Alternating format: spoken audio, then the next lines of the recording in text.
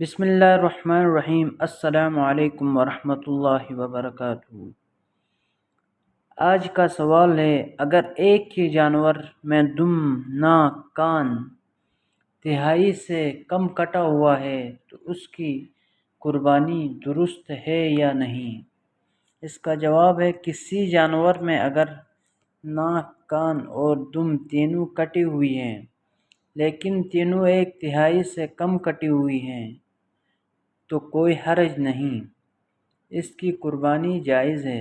ہر عضو کا الگ الگ اعتبار ہوگا، تاہم اللہ کے راستے میں قربانی کرنے کے لیے اچھے سے اچھے جانور کا انتخاب کیا جانا چاہیے۔ اس لیے اگر قربانی کرنے والا مالدار ہے تو بہتر یہ ہے کہ اس عیب دار جانور کے بجائے دوسرا بے عیب جانور قربان کریں، اور اگر اس کی مالی حیثیت نہیں ہے تو مذکورہ جانور بھی قربان کر سکتا ہے۔ دوسرا سوال، دمبا کی بائیں آنکھ میں سفید جالی موجود ہے، کیا اس کی قربانی جائز ہے؟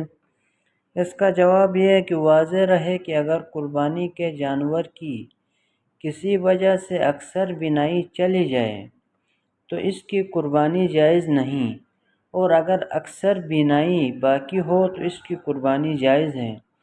لہذا صورت مسئلہ ہے، اگر دمبا کی آنکھ میں سفید جالی کی وجہ سے آنکھ کی بینائی متاثر ہو، اس کے سبب آنکھ کی اکثر بینائی چلی جائے تو اس کی قربانی جائز نہیں، اور اگر آنکھ کی بینائی متاثر نہیں ہو رہی یا متاثر تو ہو رہی مگر ان کی کثرت بینائی باقی ہے تو اس کی قربانی جائز ہے۔